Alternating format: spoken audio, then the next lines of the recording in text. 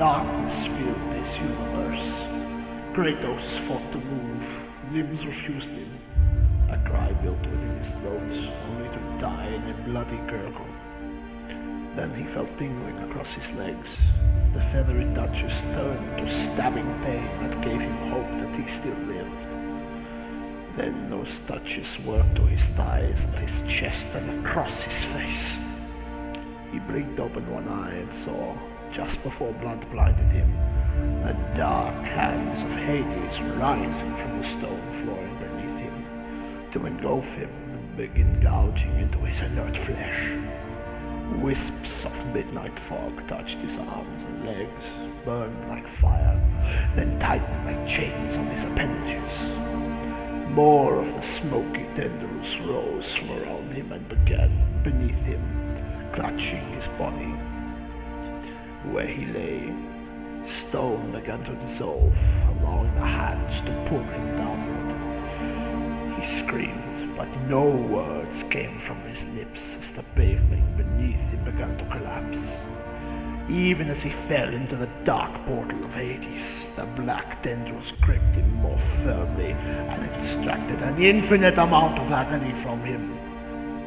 Faster and faster the marble beneath his body crumbled and caved in, and he was falling downward at a speed that would have taken away a living mortal's breath. Darkness surrounded him. From below came an anguished cries. He remembered all too well from his escape from the underworld before he had fought Ares. The stench of death filled his nostrils and made his tongue swell. Breath no longer filled his lungs. Fighting against the hands that clutched him cruelly at his flesh, he looked down at his chest and saw through his body. Zeus had reamed out his midsection, leaving behind a hole bigger than his doubled fist. Kratos knew he was no longer among the living. The black tendrils hardened and dug even further into his body until he was completely enshrouded. And then he fell, sightless, unable to move, robbed of all senses, completely helpless. But he raged. Oh, how he raged!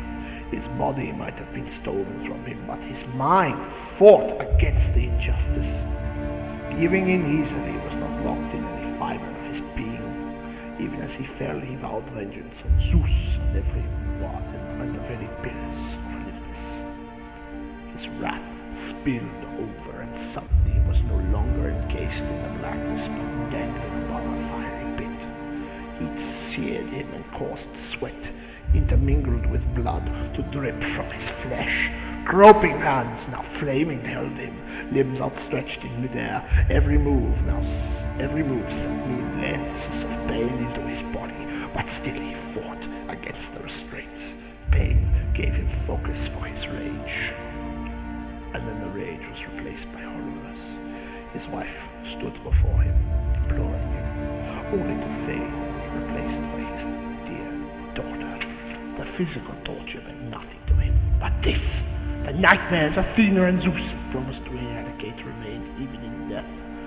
Now he was transported back to the village where Ares had duped him into killing both Lysander and little Calliope.